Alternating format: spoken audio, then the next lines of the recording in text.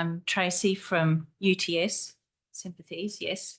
You might have heard a little bit about us in the media recently, but today I'm going to talk about brand and the importance of brand, particularly in challenging times. And I don't know if any of you attended the session with Joe Painter from Icon about lessons in PR.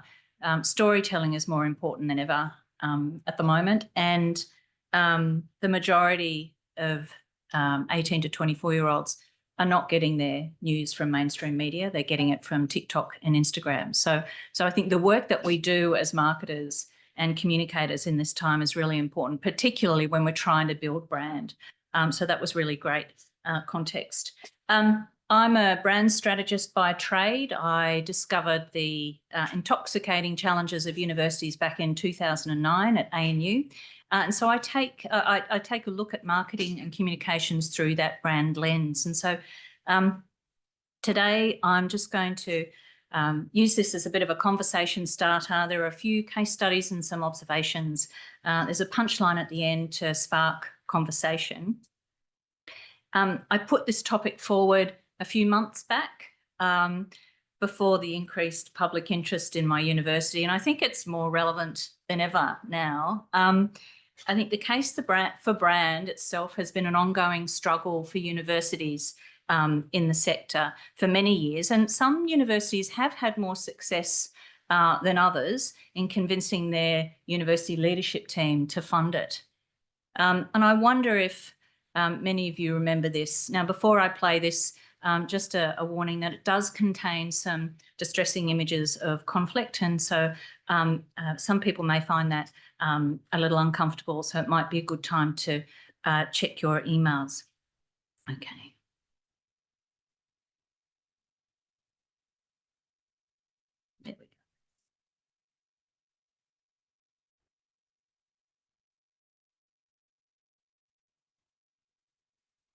There we go.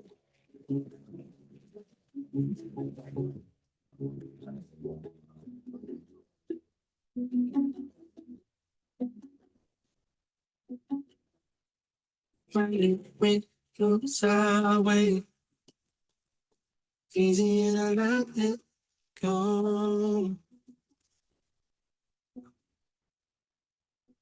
Only when you made up your mind, but you won't. Caught up in the way that you played my heart. Only love can ever heal us.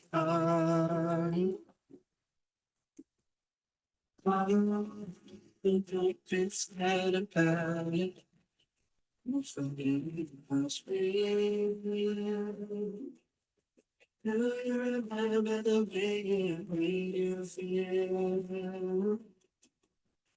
Do you remember the things that make you feel?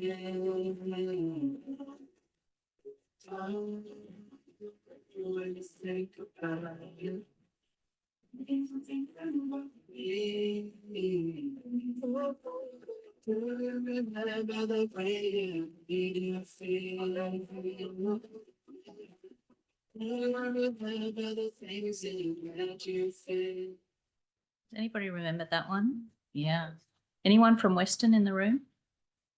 No. Look, arguably one of the most powerful brand-defining university campaigns in Australia. Western Sydney launched this a decade ago in 2015, and in this they defined who they are and what they stood for, and they placed a really big stake in the ground and claimed it. They backed it in with marketing budget, if you look at their annual reports, as we all did, and it paid dividends in terms of market share for recruitment, market share growth. So they've been building on this momentum for nearly a decade, and people are still talking about it. In fact, I used this as a case study when I was building my business case for why brand is important to build that emotional connection and why the university should fund me to do it. So if we fast forward a little bit and we take ourselves to 2021, the University of Adelaide launched its Make History campaign to celebrate its 150th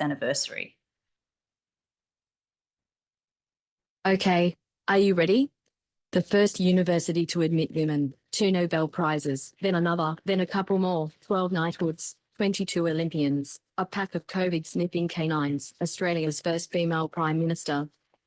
Finally, treatments for diseases and other scary things. The first female Queen's Counsel, Supreme Court Judge, and State Governor, all in one. First in the family with a degree, a black belt, a robot. First Aussie to walk in space, helped detect gravitational waves, made lots of babies, world top 100 in all this stuff. Launched a satellite, revived lost languages, home to 1,600 brainiacs, and a winery, all in the heart of Australia's most livable city. So, what's next? Make history at the University of Adelaide.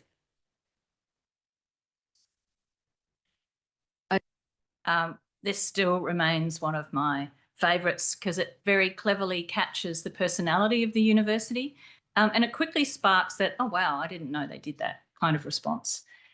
So the Make History campaign came with a full suite of stories. They atomised that, and we started to see that storytelling approach for brand across multiple channels. So if we fast forward yet again to the here and now, and Deacon's lovely award-winning brand piece, which I am going to share with you again. I'm sure you guys are all very familiar with it. Hey, can you see it? See what? The wonderful possible. The wonderful what? Don't worry, I'll show you. Say thunderstorms give you asthma. Is that a thing? Oh, it's a thing. So you make it your mission to tame the clouds with a mad invention. No way. Yeah, for real. Or you see the world drowning in fast fashion. So you chemically dissolve old cotton clothes into something new. Whoa. Thought you'd like that. Or you overcome language, distance, and economic barriers to become the first nursing graduate in your community ever. I love this. Quite a story, huh? What about a PhD at 80? Still got it. Pop-up law clinics anyone can access? Nice. Or lifting others up through education. I see it now. Yeah, you do. Deakin University. See the wonderful possible. So I really like this campaign, and like Adelaide, it injects some personality into the brand, but it also straddles that divide between research and education. And I really do encourage you to hop onto the YouTube channel and have a look at some of the films that they've atomised through this campaign. It's really clever, and it's a nice way of doing it. I'm going to drill down into a couple of brand-led approaches that are slightly different and that I'm more familiar with, and they do take a slightly different tack. Newcastle Uni, shout out to Simon and Tegan in the audience. Newcastle Uni did something a little bit different. So they wanted to rebuild their relationship with their region, which they had neglected over time. And so community engagement was really important. They developed a brand narrative that was really grounded in a sense of place and demonstrated that really clear connection with community. They identified a really strong some really strong stories that represented that connection, and then they wove a narrative into them all, and then they sent them each to market. Here's just one example. I'm not going to play, this is a 4-minute docu-short sort of film, so I'm not going to play all of that, but I'll just play the introduction so that you get a sense of that approach that they have been taking.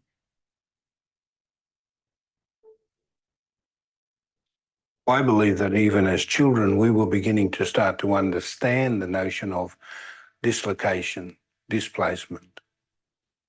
It's estimated that our people spoke over 250 languages. Today, there are now only about 20 that are flourishing. In the space of a generation, my language was lost. I was lost. I felt a sense of loss. One of my earliest memories is listening to old people talk language, grandfather, great-grandfather, around my nan's fire. What is it they're saying? Our intrigue is there immediately. Historically, Aboriginal people were forbidden from talking language. So what ends up happening is you lose connection. You lose a sense of vision. You lose a sense of optimism. So we grow up with this sense of loss. Then you can understand why the importance of this language now and the value of this language is so powerful. People. So I really would encourage you again to pop onto the Newcastle website, have a look at their hippocampus and engage with these stories. And what they've done here is to try and build that emotional connection in a very targeted way. And they've built some marketing campaigns around that as well. Oh, there we go. They put the story at the very heart of their plan, and then they built a content ecosystem around that. And they created real depth in engagement, and they built that sense of pride in the community. I know this because I was there, and there's watching some amazing people do some phenomenal work. And they really did start to raise awareness of the impact that the university had in the community. And that's not too dissimilar with what the challenges that we're facing at the moment, in that we have to rebuild that social license. Like Newcastle, UTS puts the story at the very heart of the plan, but we really do have some work to do to put the brand narrative at the heart of the story. We have a really strong brand. We have been brand tracking like many others for 7 years now, and we're clearly known for being innovative, practical and creative amongst our competitor set. And these are the attributes that help define our distinctiveness, along with technology, which is in our name, and they are the foundation of our brand platform. UTS also has a really strong and flexible visual identity. It's so flexible that every single one of these ads complies with the guidelines.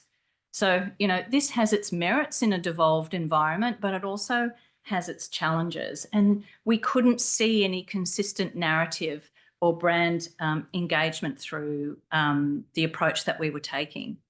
So to address that challenge, and bring a strong brand narrative to our campaigns, we reinvented our brand strategy, and we put that idea of unconventional excellence at the heart of that narrative. It's not a tagline, it's not a slogan. You know, as we say to the executive, you're not going to see this in public. It's an idea that organises the way we communicate and helps us determine the choices, the stories that we want to tell. We know that every university strives for excellence, but in terms of what we want to be known for, it's the way in which we do that that provides that distinction or sets us apart. This is how we describe that really sweet spot in between creativity, technology, and innovation. So we selected a series of stories that were a little unconventional, and we set about showing, rather than telling, our audiences what experience that we offer as an institution. Sophie was told that mechanical engineering is a man's job. But there is nothing that can stop the determination of every woman in the workshop who's ready to prove that wrong. At the University of Technology, Sydney, Sophie joins a revolution. Because it's not just a university, it's fuel for your fire. What can UTS be for you? So we did 6 of these this year. I'm just going to share a couple more with you, just so you can get a flavour of how we're trying to build that brand narrative into the stories that we tell.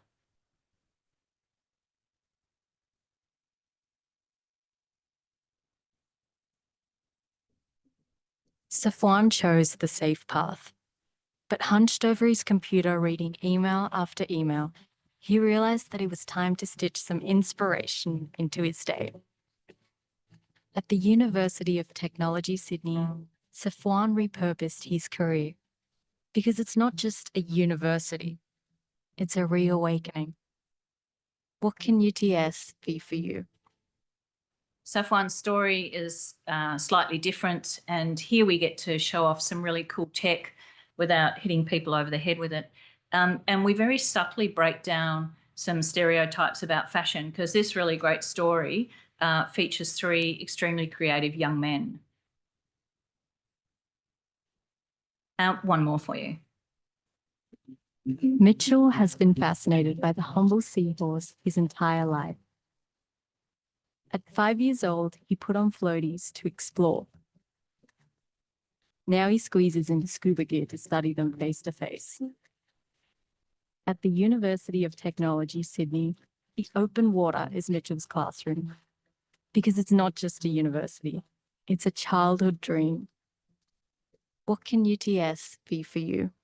So Mitchell started with us as an undergraduate student, and he's now PhD candidate, and he's researching seahorses in a vertical campus in the heart of Australia's largest city. So again, for us, that idea and that concept of unconventional excellence is what helps us choose which stories we tell and the way we tell them. There we go. We really did want our brand narrative to be flexible enough to reflect all the unconventional things that we do across both research and education, but we also needed it to unite the stories that we're telling. And we've all seen how difficult this can be. And if we look at, where we were with all of the visual executions that we had and nothing to tie them together. We didn't want our beautiful films to be forgotten, so each has their own story and it's syndicated across the website. And of course, they all have marketing campaigns around them. So it's not a single brand hero. It's a fully segmented way of telling the brand story with the narrative that's woven through, and the experience of that is felt all the way through the journey.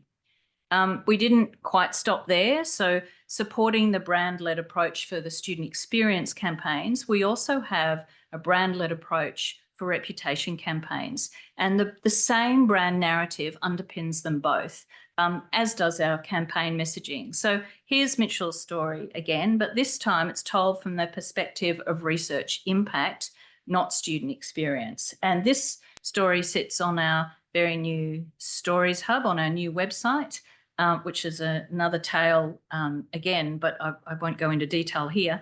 And it is syndicated across the site and has a dedicated marketing campaign around it as well. Mitchell is not alone, so we're building a suite of stories about the unconventional way in which we break stereotypes or deliver solutions or look at things slightly differently. We did work with an agency for the first couple of these, but we've now brought them all in-house. And I think, again, reflecting on Joe's presentation earlier about the importance of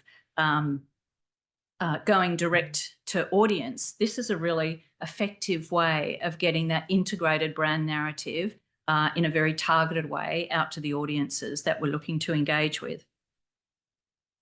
It's not all brand and nothing else. We've also transformed our performance content. In fact, I don't know about you guys, but there's constant pressure to work at the bottom of the funnel and prioritise our spending at the bottom of the funnel because, it's easy to measure.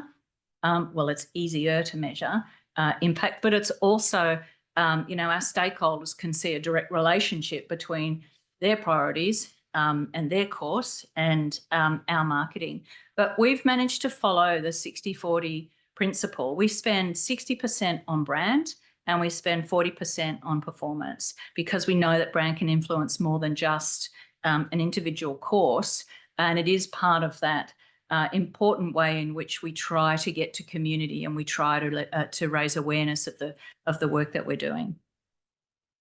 So with the brand narrative at the very heart of our stories for both student experience and research, we plan out a range of stories and campaigns throughout the year. We leverage those stories across the full funnel in an integrated way. The brand stories can be atomised for consideration and conversion, and the faculty stories can be elevated to reinforce the brand experience if they meet certain criteria. And the stories connect both the student experience and research.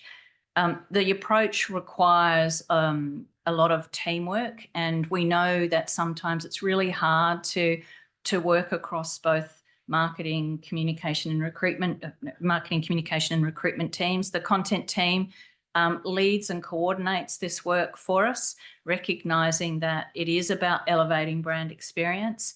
The brand team leads the ecosystem development. The comms team brings the research impact voice to the conversation. The faculty marketing teams identify opportunities that are specific to their faculties, and our creative web and campaigns and social teams make sure we're doing the right thing. We've got the right creative in the right way, and we're placing it in the right location. So together they find the story, they tell the story, they develop the creative, they deliver the campaign, they monitor its performance, they understand where all those points of intersection are, and they give me all the tools that I need in order to tell the story about their great success. The business model is really complex, and it's not, as I've learned, just a matter of picking it up from one university and dropping it into another university. Doesn't work. So it really does require that nuanced approach to how you're going to build that storytelling ecosystem to elevate the brand, to ensure that you're in market to counteract the decline of traditional media as the single source of truth. Okay, so what sounds nice? Does it actually work? It sure does. We've been rolling out and monitoring the brand-led approach for 2 years now. And for 2 years, our digital conversion has gone up. This year was particularly impressive, especially in PG. And we met our enrolment targets, which were also ambitious for PG this year, coming off a couple of years of decline. For 2 years, we've also been driving new users to the site. Last year blew us away, where the campaign activity saw an 83% increase in new users being driven to the website.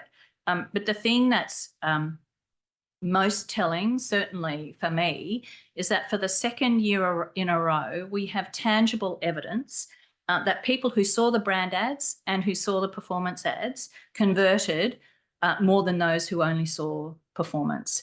So I don't know if any of you guys trying to demonstrate ROI on brand activity is really tricky. There are a bunch of tools that we've got, but we've now, for the first time, got tangible evidence. And this year, it was an 800% uplift in conversion for those that saw brand first and then saw performance.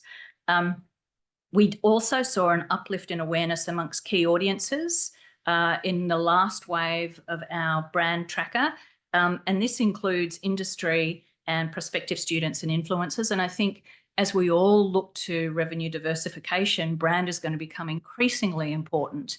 And we need to make sure that we're able to speak to all of those audiences. So certainly that was top of mind for us when we're giving some thought to how do we develop these stories, ensure that this concept of unconventional excellence is woven through all of them, but do so in a way that's going to be agile enough to adapt to each of our different audiences. Okay, so observations for me, and there's a bit of suck eggs here, and I'm really sorry, but building that emotional connection with the audience really does endure. Brand plays such an important role in improving the effectiveness of performance, and a really strong brand narrative can bridge that gap between student experience and research impact. So that was a bit of a whistle-stop tour of the evolution of brand in higher education marketing, and a bit of a deep dive into some sort of different approaches. And I think, again, in the current environment, making sure that we can continue to build the case for why brand is important is going to help us when we come through the other side of what it is that we're experiencing at the moment. Okay, Tim.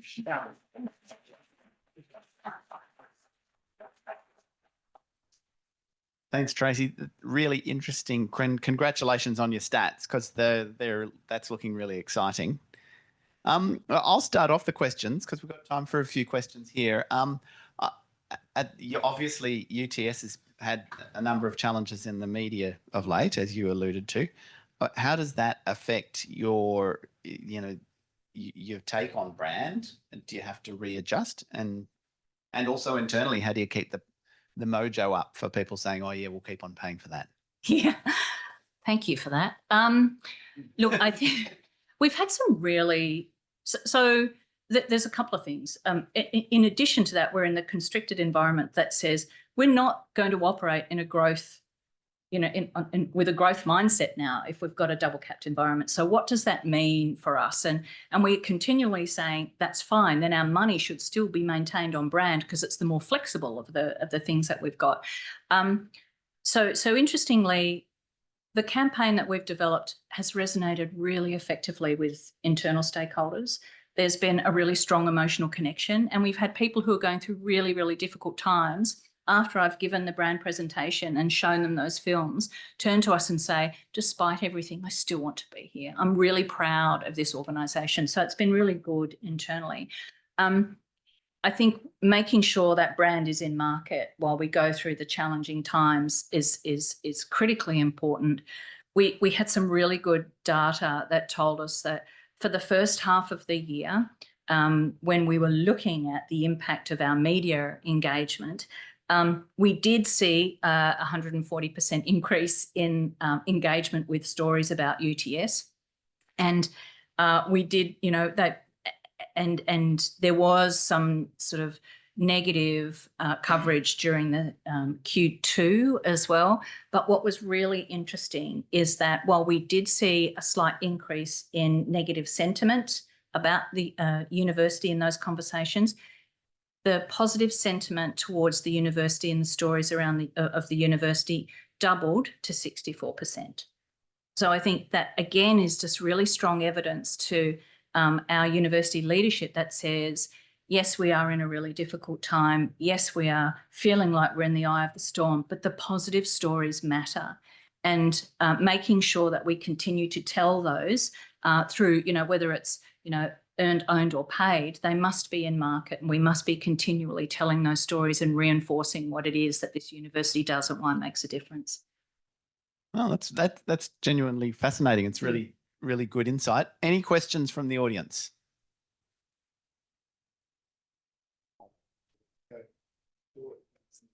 Thank you. That was great. My name's Steph. I'm from Deakin. I'm always fascinated, obviously, working in marketing about attribution and demonstrating ROI where we can. So that's important. And I know that you mentioned just then that you were able to clearly demonstrate ROI off the back of that brand campaign. And I'm curious just as to how you did that. We worked with our media agency on a brand lift survey. So it was a conscious was a partnership with them. Is how we got that data, and that was the second year that we ran it, and it was great. Alyssa, yeah. Yeah, that's really great that you had that reception from the internal stakeholders. It's always a bit of a worry when you kind of have to have those conversations and see lots of mixed expressions. But when people feel that that reflects their experience as well in the organisation, that's awesome. But how then have you tried or had any success kind of rolling out the brand into being the actual lived and intentional strategy of how the organisation operates? How are there any ways that unconventional excellence works its way into your admissions processes, the kind of partnerships you seek, the kind of teaching approaches, more than, excellent campaign, but to be the organisation as a whole? That's nirvana, right? Yeah, I think you do that by stealth in an organisation that's big, complex, and undergoing massive change.